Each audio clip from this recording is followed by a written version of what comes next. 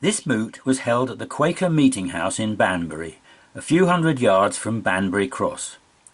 I was amazed when reaching it for the first time that it was in a walled garden through an archway, at the entrance to a small path called the leys.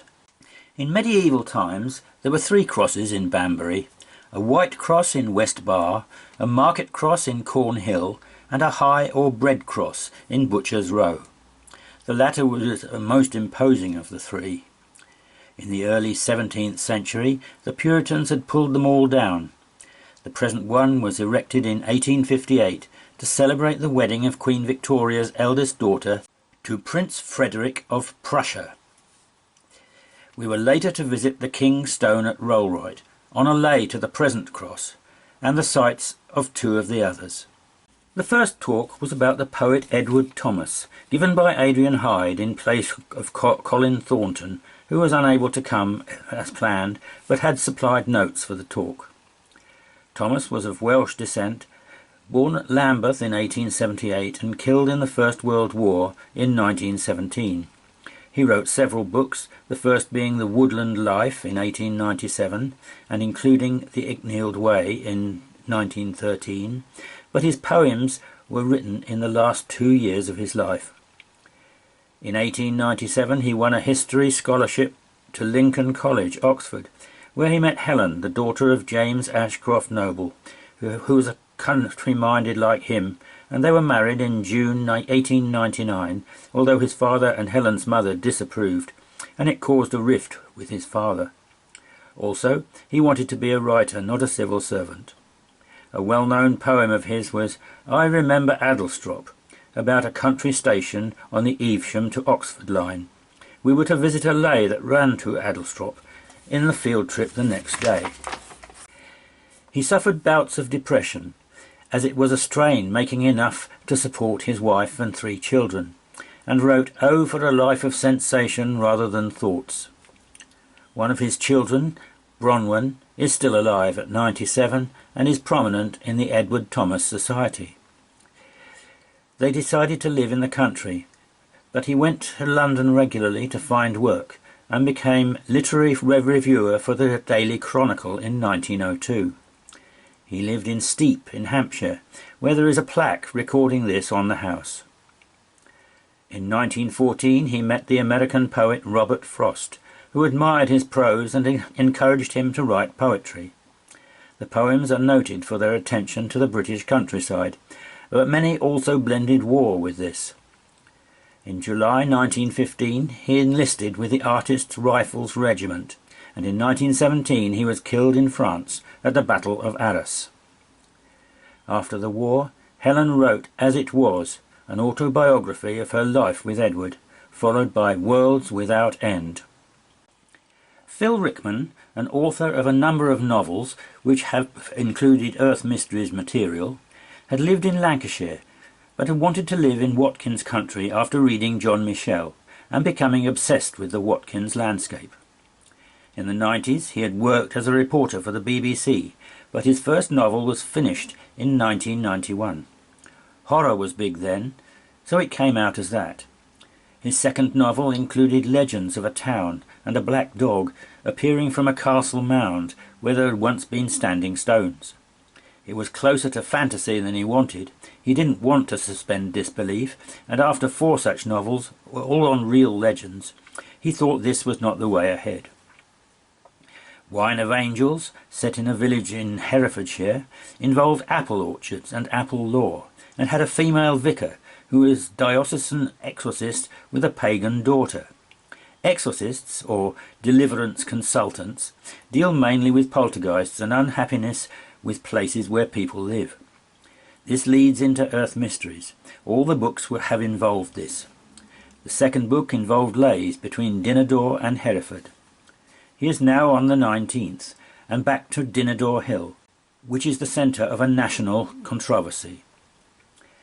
When a new road was being made at the bottom of the hill, and archaeologists were checking it out, they found original pathways with shale and stone chippings.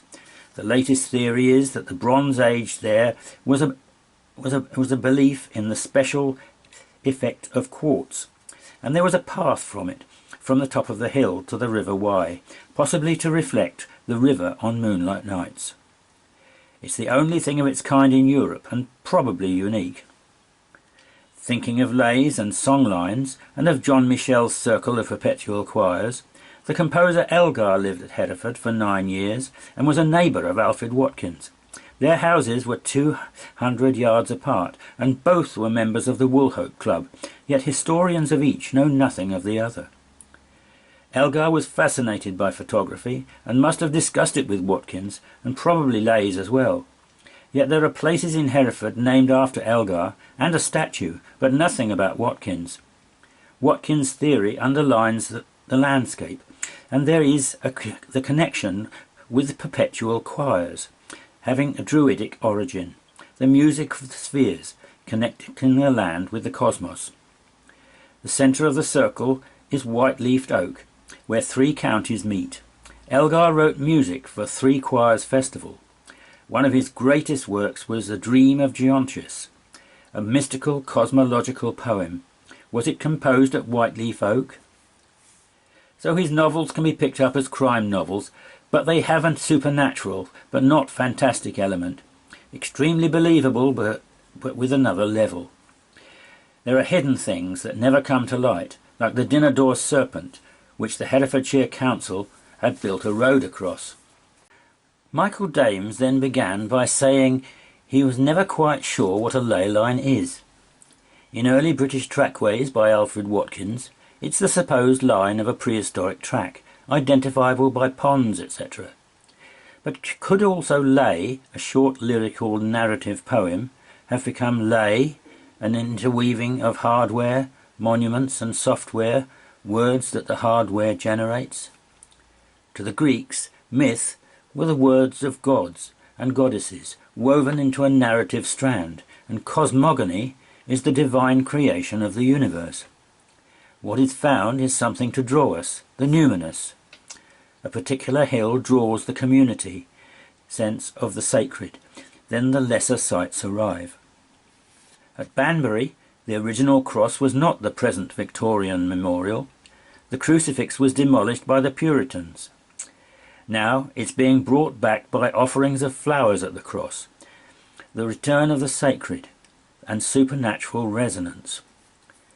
The sculptures could be Guinevere and Rhiannon, or Ceres, the cold corn goddess, as it is on the Corn Exchange. At the May festival each year, a young girl rode a white horse, a folklore rendition of the sacred. Journeys create a change in a person, as opposed to the static image on a map. Leys were not cut and dried. They are a collective drama, life to death and back. Ley lines are never a dead end. They go on, but are cyclic, as the goddess is ugly in winter but lovely in spring and summer, all different forms of the one life force. So they are not only prehistoric tracks. We should be open-minded to accept both. The hag image is ceremonially cut in the barn and returned the following year. From the microcosm to the macrocosm, we saw the hag of Anglesey figure formed on the map of the island, with a backpack and a head out of the top. The water bird is sacred because it walks under the water, indicating submarine ley lines. Then the transformed solar demigod re-emerges. Christine Roan then spoke on the mounds and earthworks of ancient Florida. We saw some art from early Florida depicting a panther sitting like a person, a panther shaman with shells for eyes. The Everglades landscape is a slow river running south and southwest, 50 to 60 miles wide. There was a colonial scenario here, with explorers such as Ponce de Leon looking for cities of gold and the fountain of youth. It was owned by the French from 1564, then the English and the US from 1821. But there have been hundreds of earlier mounds in Florida, and the Indians had built dozens of artificial islands entirely out of seashells off the west coast. Overlooking the Crystal River mouth is the main temple pyramid of the Crystal River Mounds, a 14-acre complex with 6 mounds and 2 standing stones. For 1.5 millennia this was an imposing ceremonial centre and major necropolis, in use until about 1400 AD, when it was apparently suddenly abandoned.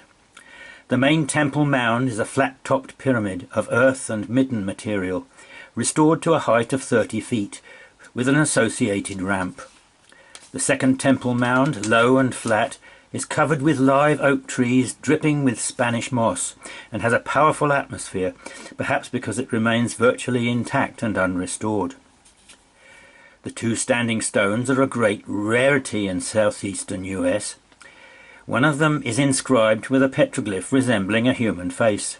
Some archaeologists believe the face is that of a sun god who faces the summer solstice sunrise, the whole complex having calendrical meaning. A group of mysterious earthworks lies in the Lake Okeechobee region of central Florida. These are very faint seen on the ground, but easily visible from the air. There are three types of features: linear ridges, circular linear line earthworks, and circular ditches often associated with embankments. The circles vary from about 200 to 1200 feet in diameter. One of them has been dated to 1000 to 450 BC.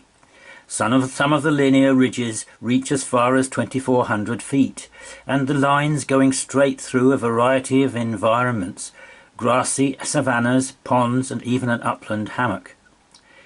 The purpose of these earthworks is not known. Around Tampa Bay are 5 platforms or temple mounds attributed to the Tochobega Indians. Originally there were probably 15 or 20 of these steep-sided truncated pyramids around the bay. All but 2 were made of gradually built-up layers of sand and compacted varieties of shell.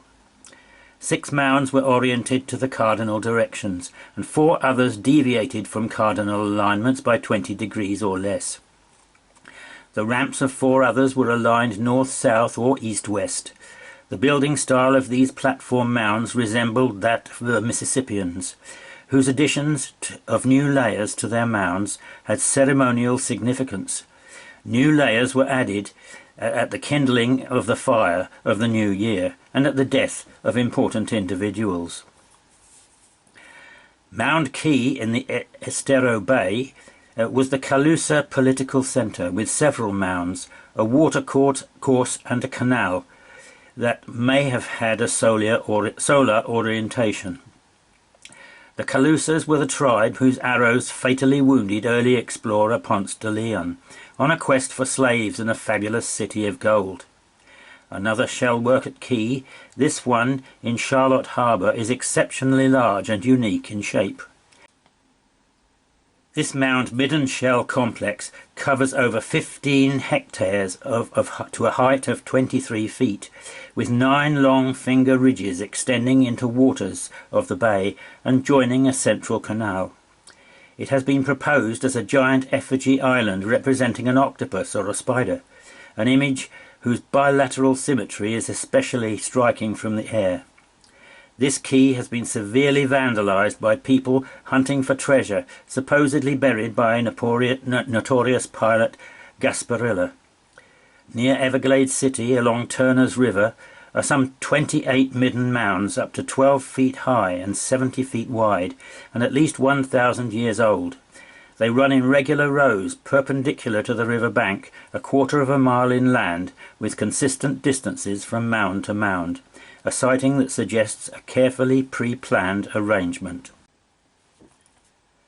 Alan Herrera then spoke of his experiences with the Kogi, the last survivors of the period before the Spanish conquest in South America, which 400 years ago had gone to an inaccessible location in the mountains. He'd wanted to make a film about the lost city, then found the culture that had built it were still alive. It had paved staircases and a map stone, apparently with paths that do not correspond to the ones on the mountains. There are twin peaks 20,000 feet high, 25 miles from the coast. It took a year to establish contact and get back to the Sierra with a real invitation to meet the Kogi.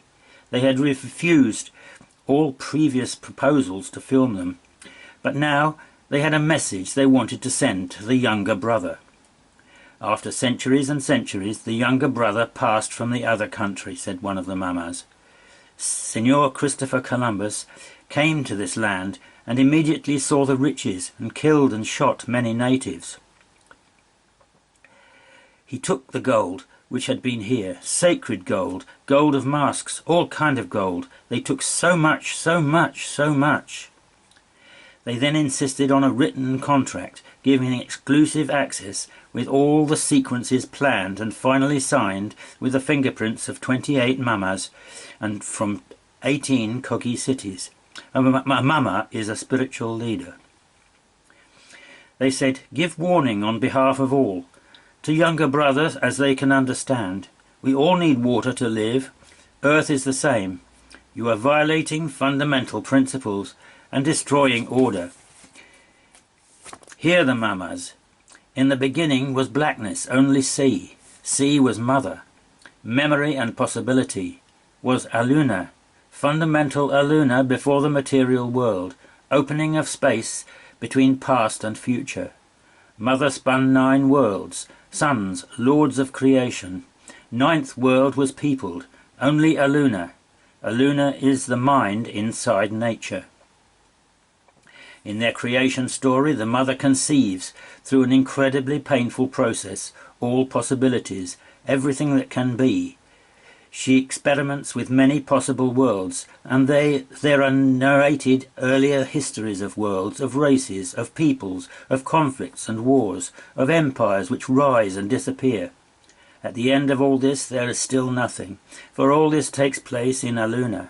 Only then does the real world become possible, and the next stage begins when the mother embodies out of herself the personalities, the spirit forces who are going to make reality possible. Then human beings are created, and their function is to look after the world. One of the most important areas of Kogi philosophy for us is that human beings are not an excrescence of the planet, not some blight on the world. The world needs human beings. The mother needs people. One of the problems for us, when we think about the nature of the world and ecological problems, is that we see ourselves as the problem. But the Kogi say, it is how we behave which is the problem. In reality, we are the solution. After the human beings comes the creation of the younger brother. Now this is a story which is very like the biblical tale of Adam. Even the physical parallels are striking. The Sierra are the heart of the world. It is an extraordinary place which physically is a model of the whole planet, in that all ecological zones of the world exist here there, between the sea and the mountain top. But they say the heart of the world is dying because the younger brother's activities. Training to be a mama takes 9 years to pass on the teaching. They take a baby and keep him shut away. Farmers are subsistence farmers. Women and men have different roles. They have respect, and a man must not look a woman in the eye. Women spin while men weave. This is a model of the universal, where the vertical thread is feminine, penetrated by the masculine shuttle. They live in farms and come to towns for meetings and to clear pathways. Men and women live separately. Children are made in the fields. The 9 worlds are represented in their ceremonial house design. This house is the world house, which is a different structure and woven walls. Their pointed hats represent the mountain, and there is a thought basket, a gourd containing seashells. After the filming, they finally closed the gate on the bridge leading to the Kogi land and said, "Younger brother not come back." David Furlong, who called his talk "In the Footsteps of the Dodman," has been a lay hunter for many years and is keenly interested in what is going on in the landscape. There must have been surveying techniques from Neolithic times. The Long Man of Wilmington was seen by Watkins as the Dodman, surveyor, sensitive to the power of place, but also with a practical bent, very sophisticated but in a simple way. We then saw the Marlborough Downs Circle with 7 churches, the Avebury Henge and East Kennet Long Barrow on its circumference. This circle had a radius of 5 3.96 miles. He had read the John Michel classics, and a pattern emerged of other quality places. There are 15 points on the circle, averaging one every 2.49 miles, though most are on the western side. If it had been an alignment, this would have been enough for a Watkins ley. It was compared to one in the Malvern Hills that would have 1 point every 4 miles. More than 6 would be likely to be deliberate. Then another circle of the same size was found, overlapping the first with 12 points, making one every 3.12 miles. Comparing with the ley requires 7 to 8 points minimum, so both of these are beyond chance. But they are even more of a mystery than the leys, as straight lines would be relatively easy to produce by the methods Watkins described, but circles would be very difficult. The centre of each circle is just inside the circumference of the other. There is no obvious focal point for each. One is near a railway and one in a field, though that has a wood nearby where there are some stones. The Michael line, a little way north, is parallel to a line between the centres. An equilateral triangle is formed between the two centres, but if this is extended to the circumference, one gets the angles of the Great Pyramid. The pyramid was built in 2500 BC. A cross-section shows the king's chamber 2/7 of the way up, and the queen's chamber 1/7. In the model of the pyramid formed by the landscape circles, the king's chamber would be on the St. Michael line, and the grand gallery goes to one of the centres. The king's chamber is at Temple Farm. So there are 2 circles. He asked himself if he had projected the idea on the landscape, but then he found another of exactly the same size in the Cotswolds, again of churches, and a road follows the circumference for quite a distance. There are 11 points, averaging one every 3.40 miles. Comparing with the Watkins ley, this would require 7 points. These circles are proportional to the Earth's circumference at the equator by a ratio of 666, a number that occurs 3 times in the Bible. It is also the magic square of the sun. These things could be coincidence, but the criteria are valid, despite the cultural span of churches to the Neolithic. But how could the Neolithic people have created the patterns? The stars are consistent. It's more difficult to set by the sun. The circle in the Cotswold area, first noticed as quite a long stretch of curving road, follows part of the circumference. This is a very minor road known as Buckle Street. It runs from Burton-on-the-Water through to Chipping Campden. It runs for over 14 kilometres, and its striking feature is that for about 10 kilometres or 6.25 miles, it sweeps in a broad arc along the ridge of the Cotswolds. It's one of the ancient saltway tracts that probably date from the Neolithic period. There are 3 churches on this landscape circle: Chipping Campden, Wick Rissington and Bledington. The Rollright Stone Circle is also on it, as well as several tumuli, mainly in the Buckle Street section of it. This is 11 points, averaging one every 3.54 miles. Compared with Watkins leys, this would require 7. Rollright is a neat model of the landscape circle with simple ratios, and if the circle is superimposed on the plan of Rollright, there are stones marking the positions of the churches. In the field trip the following day, the first site we visited was the Horstone burial chamber at Enstone, a woodland site beside a road, with a peaceful atmosphere, as I later found we noted in 1985, when we had visited the site before.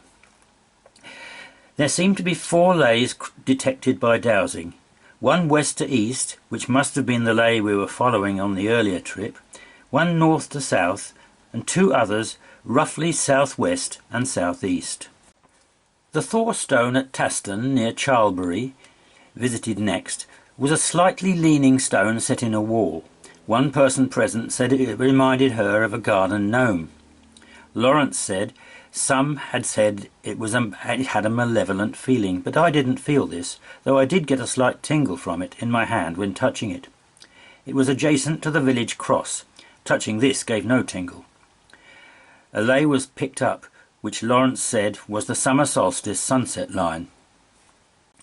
A walk through the fields on a path with towering walls of flowering rape each side of us brought us to the hawk stone, and some similarity to a hawk with folded wings was pointed out, viewed from one direction.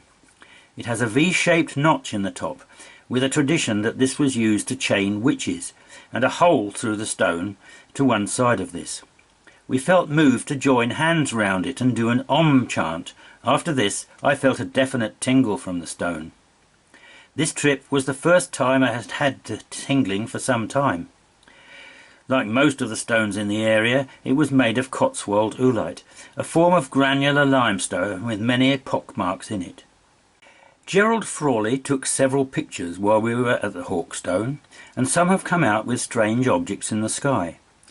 There is a large round one high up to the left, which appeared while Eileen Roche was putting her hands on the stone, and a more classic shape to the right of the stone while we were doing the Om chant.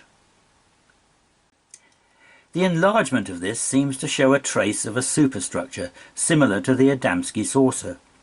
Eileen and I, second and third people from the left in the original picture, both seem to be looking in the general direction of the object, but none was seen by anyone, although Eileen did seem to see a shimmering black and blue aura round the stone and received a tingle as I did.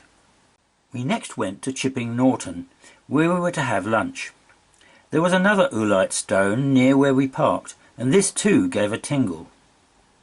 In the main street was a column on an older stone base with a plaque on it. The stone at the base of this column formed part of the old wayside cross, removed from near this spot before the building of the town hall. The upper part is one of the 9 pillars of the old market hall, which stood at this approximate position until 1842, when it was removed so that the present town hall could be built. Re-erected here in 1955. I received a tingle from the base of this, but not the column. It was also noted that it seemed to be on a line that had been detected going through the other stone. The next place we visited was Chastleton Fort, a large area covered in buttercups. There is a ley from Chastleton to Cornwell churches, which skirts the edge of this fort, and a 50-degree one to Addlestrop Church, which goes through a mound near the fort with stones visible, which it was thought could be a portal dolmen. On then to the Rollright stones, where we found a pagan hand-fasting was about to take place. I found 2 of the stones gave tingles. This is the circle where the famous Dragon project took place, researching into energies at sacred sites. Nearby, at the Whispering Knight's burial chamber, there seemed to be head hum but no tingles. At the very feminine-looking solitary King stone, there is a ley to Banbury Cross, which goes through the other cross sites, which we successfully detected. We'd visited some of these sites before, on a field trip with the Surrey Earth Mysteries Group on July the 6th, 1985. We followed a ley north of Oxford, which connects Wugborough Bush Tumulus, Icombe Hill, Squire's Clump Tumulus, the Hawk Stone, another tumulus, the Horse Stone Burial Chamber, and another horse stone. There was also a wayside cross that the ley did not quite pass through. The weather was very kind to us, and we found the ley to be a promising one, as well as visiting some other sites in the vicinity. The first group of us met at Chadlington Church, not on the ley, chosen as a central place to find.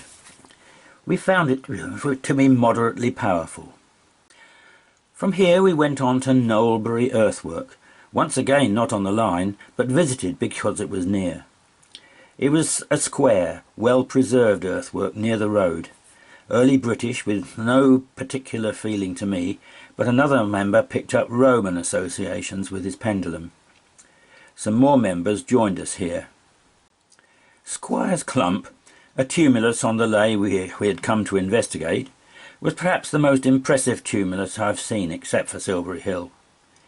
It's a large round barrow topped with a clump of whitebeam, beech, hawthorn, elder and wild rose. It had a good deal of dry stone curbing still remaining on the side of it, and the middle C note of the wind in the leaves was loudly audible. No other points were visible, however. We were disappointed to find no intervisibility in any of the points we visited during the day. We then travelled eastwards along the ley, as nearly as roads would allow, to find the Hawkstone, a single standing stone in the middle of a field of growing wheat. Because of this we couldn't have approached nearer than about 50 yards, but it was interesting to see a notch in the top running east to west, the direction of the ley, and that the grain of the stone was also oriented thus. Bob Skinner's archive work indicates that it's thought to be the remains of a chambered structure. If this was the case, the notch couldn't have had the significance ley hunters might like, but this is not certain. The tumulus, which was the next point on the line, was almost levelled in a cornfield, but it was just visible and found to be exactly on the line. This was not marked on the map. Richard Pywell found it in archaeological listings. A spot-marked road junction a little further on the line revealed nothing except some concrete blocks. Suggestion that they might be subconsciously sighted was not considered likely by those present. The Hawkstone burial chamber, the remains of a chambered tomb, in most attractive wooded surroundings, with a very peaceful atmosphere, was our next destination. I thought I felt a slight tingle for a short time when I touched one part of it. We turned south from here, off the ley, to visit an interesting stone and cross at Taston. This is a very pleasant little village in which the cross was being renovated and was standing temporarily off its base and standing against the wall of the post office. The Thor stone nearby was a large monolith set in a wall and appeared to be red sandstone, though an old man assured us that it was brought from Wales. There's no stone like this side of Wales. Returning to the ley, we visited a rather unimpressive junction, very muddy with no tracks aligning, stones or anything else visible. After this, we found a very pleasant track off the road to have our lunch, discuss the events of the day and read some of the books Bob had brought. The next site was another Hawkstone, which we had thought was our stone, but found this mistake was due to an Ordnance Survey map fold. This was well off the beaten track in the middle of a wood. It was again red in colour, recumbent and covered in moss. We were interested to see that it was at the end of a short avenue mentioned in the archives, but this was not in line with the ley we were following. We had to push through undergrowth to find it. First it seemed a place of brooding power, different to the previous Hawkstone, but when I stood on it I had a feeling of elation seemingly all through my body. The verge cutter in the lane, who'd be amazed to see our gaggle of cars pass by, was open-mouthed when we all trooped out again the same way. Here we left the ley, as there were no other points in reasonable distance, but we visited yet another Hawkstone before we finished the day. This appeared to be a pile of reddish stones under pine trees in a park. Apparently they'd been a chambered tomb, but the stones had been stolen. The owner then caused them to be collected, returned and piled on the site. Steeple Barton Church nearby, which strangely enough had a tower, was unfortunately locked. Finally we returned to the ley to find a short stretch of road in alignment with it. Here was a most pleasant hostelry called the Waggon and Horses, with a big inglenook fireplace and horse brasses. Here the day was rounded off most enjoyably with refreshment and discussion of our findings.